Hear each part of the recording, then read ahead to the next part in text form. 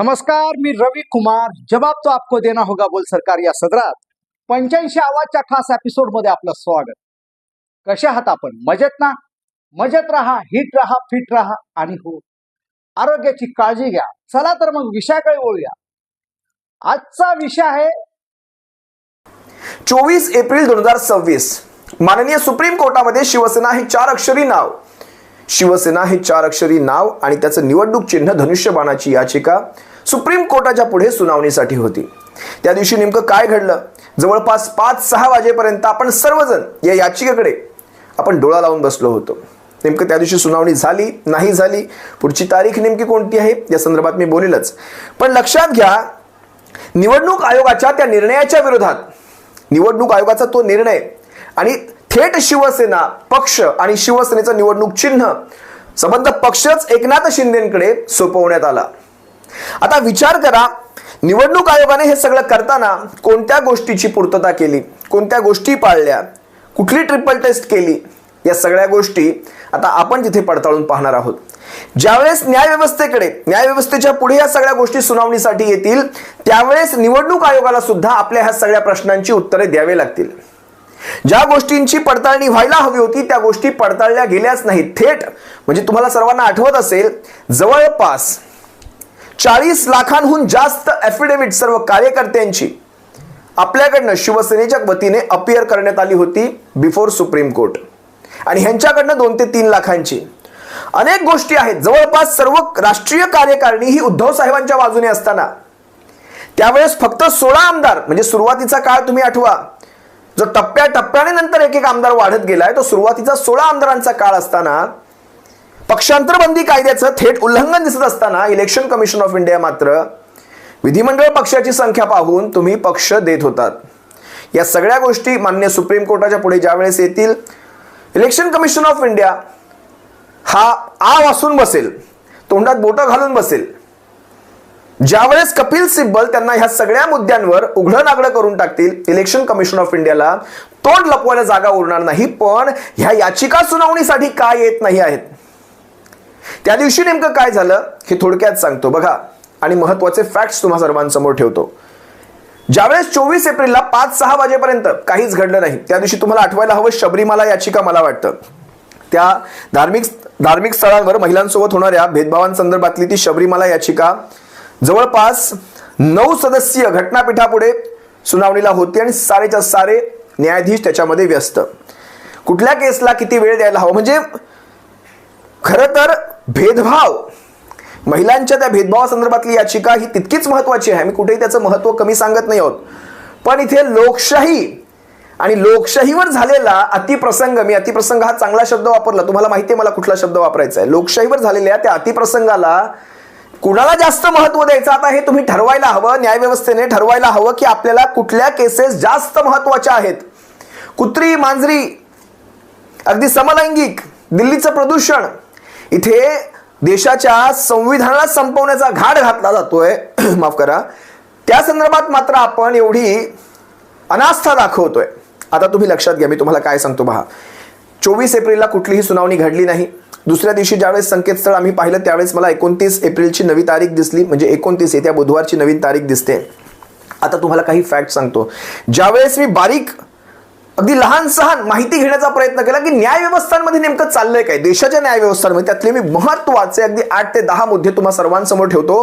हे भयान वास्तव ज्यावेळेस तुम्ही ऐकाल, तुम्हाला सुद्धा वाटेल की आपलं नेमकं काय होणार आहे, आपण कुण्या दिशेने चाललोय. पहिला मुद्दा ऐका.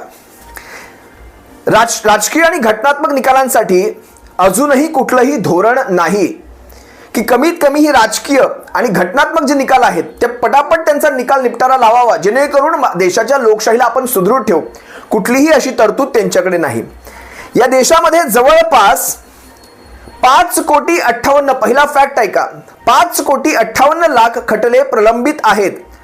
2026च्या मार्च अखेरपर्यंतचा हा आकडा आहे. 5,58,00,000 खटले प्रलंबित आहेत.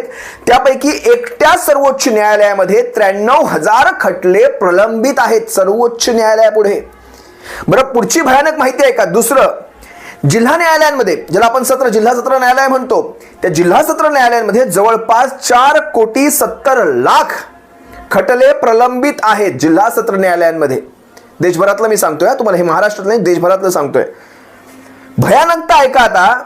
यांपैकी जवळपास 1,80,000 खटले यांचा कालावधी हा 30 वर्षांपेक्षा जास्त झालेला आहे. म्हणजे 96 साली दाखल केलेला खटला आज 2026 मध्येही निकाली निघालेला नाही.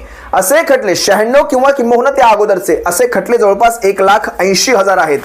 बघा भयानकता तुमच्या सर्वांसमोर येईल. ही माहिती काढण्यासाठी बराच वेळ गेलेला आहे. आता पुढची माहिती ऐका.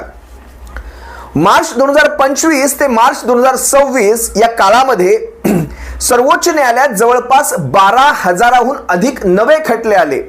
एका वर्षाचा काळ 25 ते 26 मार्च 12,000हून अधिक नवे खटले आले. पण जे मागचे खटले आहेत त्यांच्यामध्ये म्हणजे हा संबंध समजा ह्या वर्षभराचाच घ्या, ह्या वर्षभरामध्ये 50% जास्त खटल्यांवर निकाल सुद्धा आला नाही. म्हणजे समजा 12,000 खटले आले असतील तर निकाल लागलेले खटले हे 3,000 4,000 असे आहेत. मग जो बॅकलॉग आहे 8-9 हजारांचा, तो बॅकलॉग असाच दरवर्षी वाढत वाढत वाढत वाढत जवळपास 5,80,00,000 इथपर्यंत हा बॅकलॉग प्रलंबित खटल्यांचा झालेला आहे. पुढे ऐका. आता मजेशीर गोष्ट सांगतो.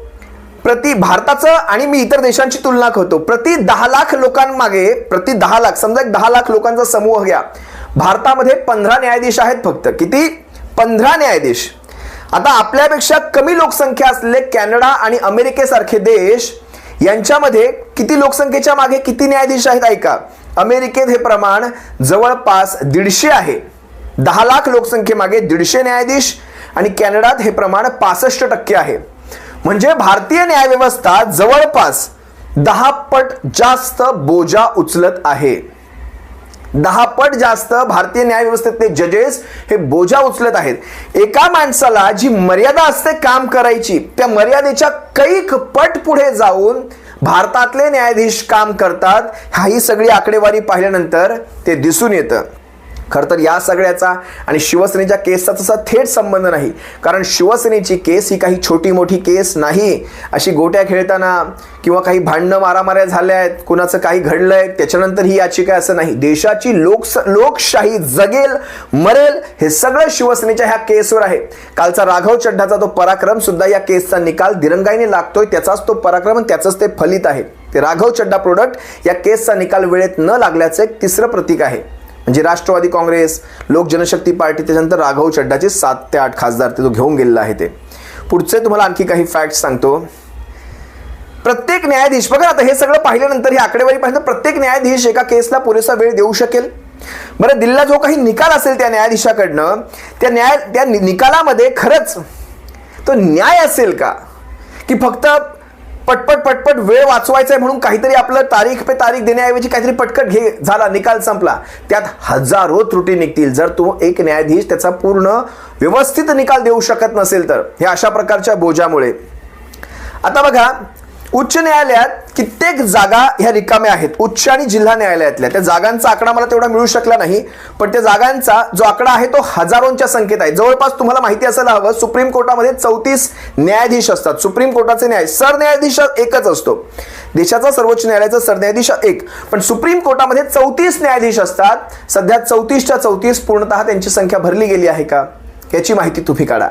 उच्च न्यायालयांमध्ये आणि जिल्हा सत्र न्यायालयांमध्ये सुद्धा कित्येक न्यायाधीशांच्या जागा ह्या का रिकाम्या आहेत याचं कारण यांची निवड ही कॉलेजियम पद्धतीने होते. केंद्र शासन आणि ही कॉलेजियम पद्धत यांच्यातला समन्वयाचा अभाव आणि त्यामुळे ह्या सगळ्या त्यांच्या नियुक्त्या रखडतात आणि मग अशा प्रकारे हा बॅकलॉग वाढत जातो, ही दरी वाढत जाते पेंडिंग केसेसची. आता बघा, तुम्हाला एक महत्त्वाची माहिती सांगतो. विधानसभेच्या अध्यक्षांचा निर्णय, राज्यपालांचे अधिकार किंवा निवडणूक आयोगांचे अधिकार याची सगळ्याची कुठेही थेट लेखी नोंद नाही की कशा प्रकारे ह्या तिघांचे अधिकार डिफाईन केलेले आहेत. या सगळ्यांचा फायदा घेऊन शिंदे सेनेला, एकनाथ शिंदेंच्या पक्षाला थेट त्याचा फायदा दिला गेला. मग राज्यपाल असो, विधानसभांचे अध्यक्ष असो किंवा निवडणूक आयोग असो, यांनी भाजप धार्जिणी भूमिका घेतली आणि थेट शिंदेच्या पक्षाला त्याचा फायदा करून घेतला. पण या सगळ्यानंतर न्यायव्यवस्थेने, कमीत कमी न्यायव्यवस्थेने, जिच्याकडे आपण सर्वसामान्य माणसं आशेने डोळा लावून पाहतो, त्या न्यायव्यवस्थेने या खटल्याला किती महत्त्व दिलं. न्यायव्यवस्था दहशतवाद्यांचे काही खटले असतील, ज्यांनी देशावर हल्ले केलेले आहेत असे खटले असतील, त्यांचे खटले ज्याप्रमाणे प्रायोरिटीवर घेते, अतिमहत्वाचा खटला म्हणून घेते, त्याच नजरेतून न्यायव्यवस्थेने हा देखील खटला पाहायला हवा.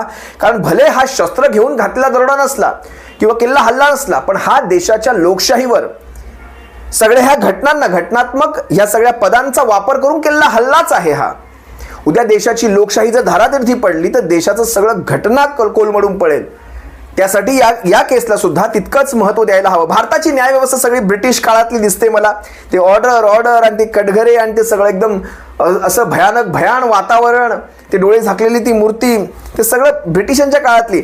बरं, तुम्ही सगळे ती व्यवस्था तशी वापरा, पण कमीत कमी आताच्या जगामध्ये, ऑनलाईन जगामध्ये तुम्ही ऑनलाईन तत्व सुद्धा वापरा. काही गोष्टी ऑनलाईन घ्यायला हव्यात, तुमचे युक्तिवाद असतील, काही गोष्टी ऑनलाईन सबमिशन्स व्हायला हवेत. हे काय करतात बघा, ऑनलाईन जमान्यामध्ये लेखी साक्षी घेत बसतात. 100, 200 पानांच्या लेखी साक्षी, त्या लेखी साक्षी हे वाचणार. कितीही म्हणजे बुरसटलेली ही सगळी पद्धत आहे. माफ करा माझे शब्द थोडे कटू आहेत, पण ही बुरसटलेली पद्धत आहे. लेखी साक्षी, तोंडी युक्तिवादांवर जास्त भर, अगदी हस्तलिखित साक्षी घ्यायच्या आणि ते कागदी फाईलचे सगळे गठ्ठे, अनेक गोष्टी मी पाहतोय त्यांच्याकडे कशा प्रकारे ही व्यवस्था चालते.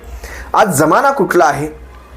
आज तंत्रज्ञानाचा उपयोग, शेवटी जजेस कायद्याला अनुसरूनच तुम्ही योग्य अयोग्य ठरवता. कित्येक तंत्रज्ञान आता उपलब्ध आहे, त्या तंत्रज्ञानाचा वापर करा.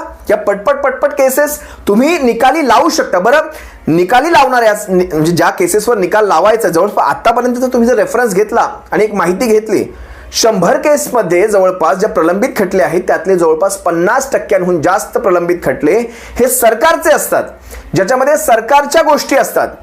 पण म्हणजे जिथे नको अशा ठिकाणी तुम्ही जर अपील करत असाल तर त्या अपिलांमुळे या याचिकांचा, प्रलंबित याचिकांचा तो दर वाढतो, ती संख्या वाढते. सरकारवर कमीत कमी अनावश्यक अपील बंद करावेत अशा प्रकारचा एक कमीत कमी एखादा कायदा यावा, त्यांच्यावरती त्या प्रकारचं एखादं दडपण यावं, कमीत कमी असल्या गोष्टी तरी करायला हव्यात. त्या अनावश्यक अपील्समुळे कित्येक याचिका सुनावणीसाठी सुद्धा येत नाहीत. हे सुद्धा एक फॅक्ट आहे. याच्यावर कमीत कमी नॅशनल लिटिगेशन धोरणाची एखादी आवश्यकता मला दिसते. लिटिगेशन धोरण असतं, कदाचित ते धोरण असेलही, मी ऐकलंय, माहिती घेतली थोडी, तर 2010 सालचं एक धोरण आहे, पण त्याच्यावर अंमलबजावणी शून्य.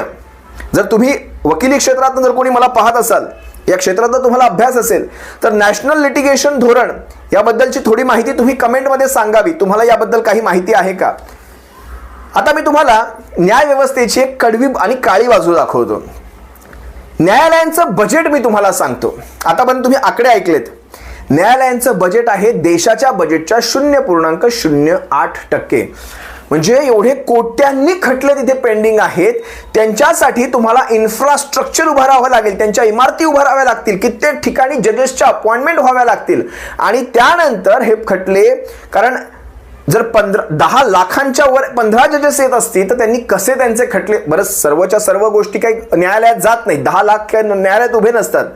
10 लाखांपैकी अगदी तुम्ही 10,000 जरी पकडले तरी विचार करा, ते 10,000 जर खटले उभे राहिले तर हे 15 जजेस कसे त्यांच्यासाठी पुरे पडणार? हे 0.08% देशाचं बजेट तुम्हाला पुरेसं आहे. आता हास्यास्पद गोष्ट अशी की ह्या न्यायाधीशांना, मी कित्येकदा, तुम्ही भूषण गवई साहेबांचंही उदाहरण पाहिलं असाल, महाडमध्ये, मुंबईमध्ये ज्यावेळेस ते इमारतींची उद्घाटन करत होते त्या ठिकाणी राज्य सरकारचे प्रतिनिधी, मुख्यमंत्री, उपमुख्यमंत्री बसायचे. याचा अर्थ तुम्हाला तुमच्या इमारतींसाठी तुम्हाला राज्य सरकारांवर अवलंबून राहावं लागतंय. तुमच्या इमारती सुद्धा ते बांधणार. मग विचार करा, समजा आता उदाहरण घ्या एकनाथ शिंदेचं.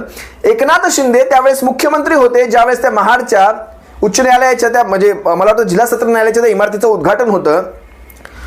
तिथे स्वतः भरत गोगावले, एकनाथ शिंदे याच व्यक्तींच्या विरोधात तुमच्या समोर याचिका असताना तुम्हाला त्यांना माननीय म्हणावं लागतं की माननीय उपमुख्यमंत्री, माननीय मंत्री भरत गोगावले. मग जर ज्या व्यक्तींना तुम्हाला माननीय म्हणण्याची गरज येत असेल तिथे तुम्ही त्यांच्या बाबतीत आमच्या केसेस ऐकणार तरी कशा? पूर्वग्रह तुमचा बदललेला असणार. तुमच्यावर सुद्धा एक प्रेशर असणार की आपण एका मंत्र्याचा, एका मुख्यमंत्र्याचा, एका उपमुख्यमंत्र्याचा किंवा त्यांच्या विरोधातला खटला लढतोय. ह्या सगळ्या गोष्टींवर कोणी बारीक विचार करतच नाही. न्यायालयांच्या इमारतींसाठी तरी कमीत कमी न्यायालयांना ह्या सरकारवर अवलंबून राहण्याची वेळ येऊ नये हे तरी कमीत कमी तुमच्या कायद्यांमध्ये असावं. 79% मी तुम्हाला आता आणखी एक भयानक वास्तव दाखवतो. 79 नाही, माफ करा, 77% कैदी हे अंडर ट्रायल आहेत. देशातल्या विविध जेलमध्ये, तुरुंगांमध्ये जवळपास 77% कैदी हे अंडर ट्रायल आहेत. आणि ह्या अंडर ट्रायल कैद्यांना फक्त यासाठी ठेवलं गेलेलं आहे की त्यांच्यावर काही खटले आणि त्या खटल्यांच्या सुनावण्या चालू आहेत. अजूनही ते सिद्ध झालेले नाहीत की ते गुन्हेगार आहेत, त्यांनी काही गुन्हा केलेला आहे.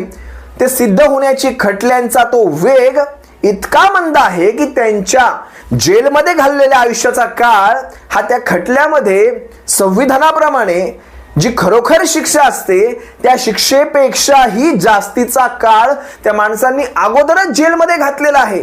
ह्या गोष्टीचं गांभीर्य तुमच्या किती लक्षात येत आहे मला माहीत नाही, पण हे इतकं भयानक आहे. त्यांनी अगोदरच शिक्षेपेक्षा जास्त काळ जर तुम्ही जेलमध्ये भोगत असाल पण तुमच्या खटल्याचा अजून निकाल लागला नसेल तर ह्या न्यायव्यवस्थेला कुठून साक्षात दंडवत घालावा. मानाचा जय महाराष्ट्र मी अजिबात करणार नाही, असल्या काय म्हणावं. असो, शिवसेनेची याचिका ही अशाच प्रकारच्या ह्या सगळ्याचा बळी ठरते. पण शिवसेनेची याचिका मी पुन्हा सांगतो, या सगळ्याचा त्याचा काही संबंध नाही. या सर्वसामान्यांसाठीच्या गोष्टींसाठी या गोष्टी आहेत. शिवसेनेची याचिका एक घटनात्मक राजकीय पेच आहे. जो पेच हा सर्वोच्च न्याय संस्थेसमोर पुढे उभा आहे. याच्यात जर शिवसेनेच्या बाजूने निर्णय दिला तरी सरकार पडतंय. लक्षात घ्या, मला काय म्हणत, सरकार पडतंय म्हणजे याचा अर्थ सरकारची ती प्रतिमा आहे ती सगळी पडते. आणि शिवसेनेच्या विरोधात जरी निर्णय झाला तर न्यायव्यवस्थेची प्रतिमा पडते. मी म्हणतो तुम्ही निर्णय काहीही द्या पण तो निर्णय द्या.